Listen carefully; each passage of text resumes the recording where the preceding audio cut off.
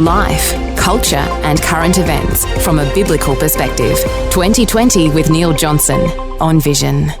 In the lead up to the New South Wales state election, churches around New South Wales are hosting candidate forums for their local electorate. Now, you might be surprised, so far, by my count, there's more than 80 events planned, covering half the electorates of New South Wales, and that number is growing. Now, additional to that, there are going to be 2 main town hall forums featuring the Premier and the opposition leader. They're going to be 2-hour forums. They're going to be on separate nights.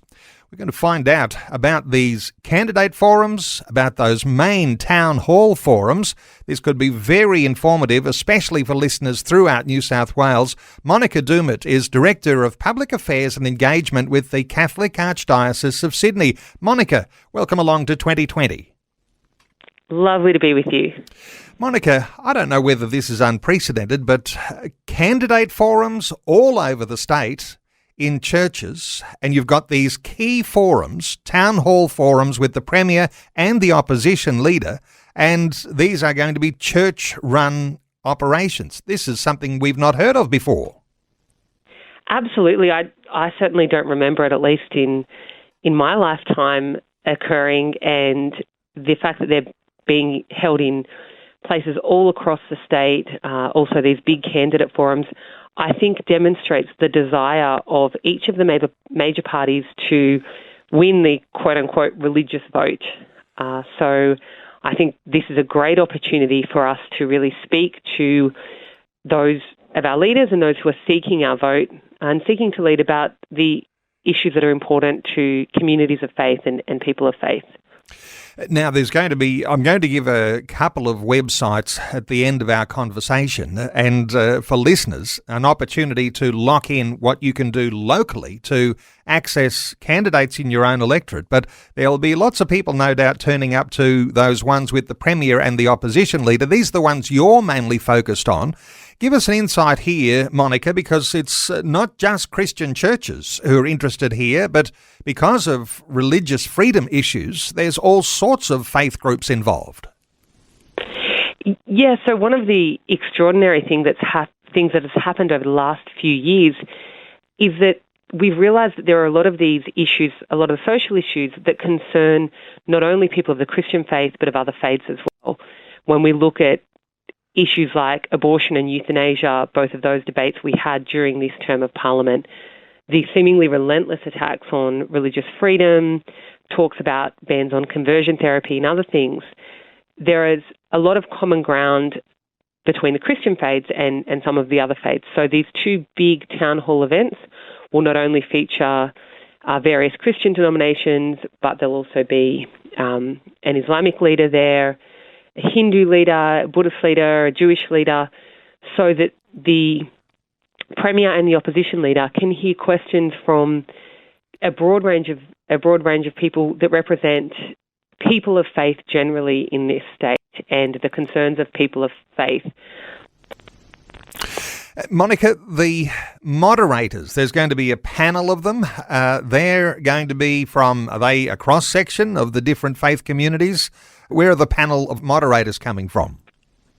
So a cross-section of the different faith groups. So I'll be one of the moderators. I'm quite excited about that. And then representatives from some Protestant churches and also from some of the other religions. And we'll be asking some of the questions, but there will be an opportunity for people who attend the events to ask their own questions and also to submit some questions in advance of the night so they're ready to go when we arrive. My suspicion is, and perhaps I'm a little biased as you might expect me to be, but given the size of the Christian population in New South Wales and especially in Sydney, which is seen as a faith hub for Christianity, no doubt there'll be a lot of Christians who are going to be there and expecting pretty solid answers coming from leaders. Yeah, absolutely. And look, I would encourage all of the listeners, if you can get along to these events, they'll be held in Western Sydney, to register and to come along. I think it's incredibly important that some serious questions are put to the leaders about religion in general, and also particularly about Christianity and its place in the public square. I mean, all of us know the feeling of increasing pressure and increasing marginalisation of Christians in the workplace and raising their voices in the public square. And I think it's very important that we put those questions specifically to the leaders, both men who profess faith and so who shouldn't be seen as people who are opposed to us, but those who are on our side, and hopefully there to enable a greater space for a faith-filled voice in the public square. And as we say, this doesn't happen all that often. It's so rare, and undoubtedly there'll be a little bit of anxiety from the leaders because being put on the spot around issues of religious freedom, and I know there's plenty of issues like conversion therapy and cashless gaming, all of these things that you hear a lot of political speak around. But for these leaders to front a Christian and more broadly religious audience who are really very definite in some of these particular areas, some might be there thinking, I don't mind seeing our leaders squirm a little and want to see how they actually will answer some tough questions.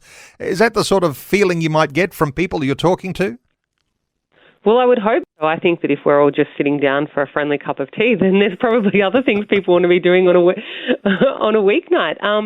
But look, this is the opportunity to put your questions straight to the leaders and see them answer live and not through media statements or sort of carefully crafted social media posts or something like that, but actually put the question and not only hear what they say, but also watch their body language and everything like that. I mean, personal interaction with those who are seeking your vote, I think, is crucially important. I'm pleased that we actually have one focused on faith and faith communities, and so that we'll have a lot of like-minded people in the audience to put these questions. And I think we'll all learn something because there are so many issues at play at this election. And so for us to have a truly informed vote, and obviously our responsibility as Christians is to use our vote prudently and wisely with the requisite information. And so part of it is actually seeking the information that we need to faithfully place our vote and to be good citizens concerned about the common good. Monica, is there going to be a live stream of these nights with the Premier and with the opposition leader? Is there a live stream planned?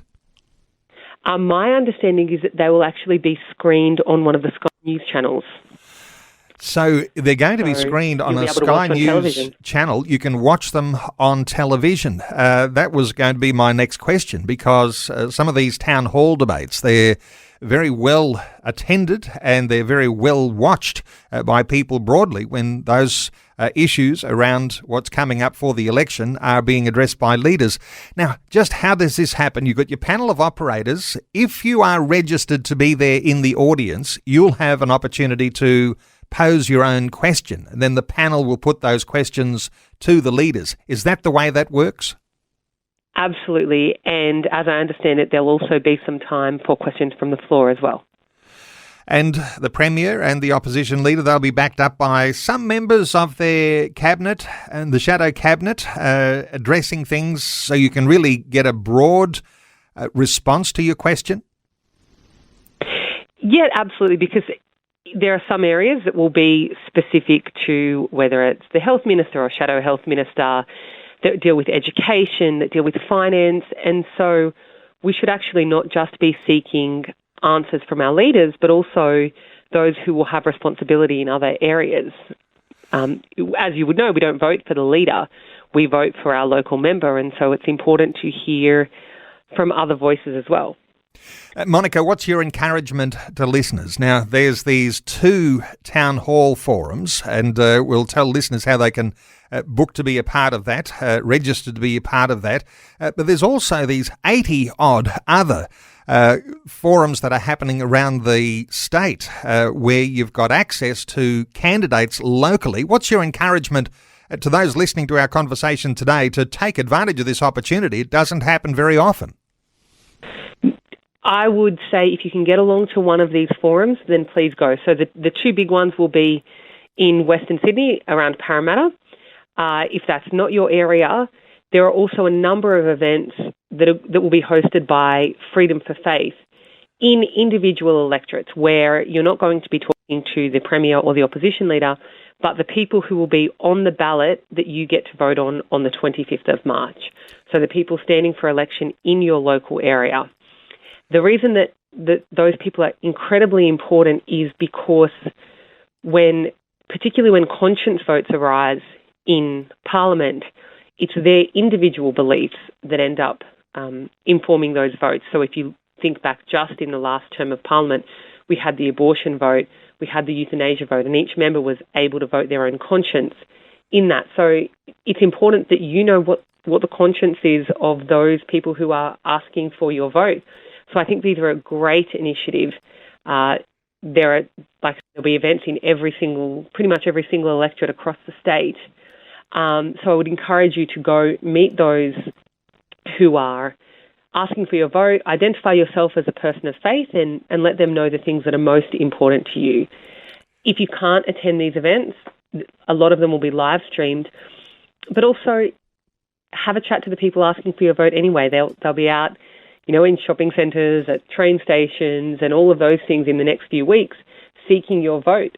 Feel, freedom and a certain amount of confidence and courage to go up and have a chat to them and ask them about issues like religious freedom, about conversion therapy, about what they're going to do in terms of the cost of living crisis and care for the poor and things like that.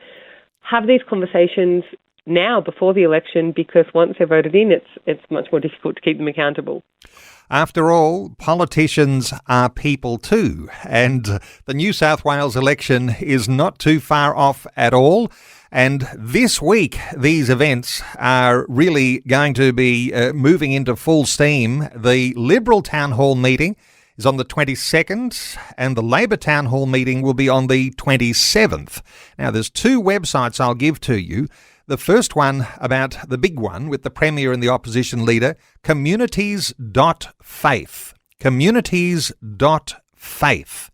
And to access where all of those community forums are, meet the candidate forums, you can go to freedomforfaith.org.au. freedomforfaith.org.au. Monica Doumit, thank you so much for taking some time to share your thoughts on these things today on 2020.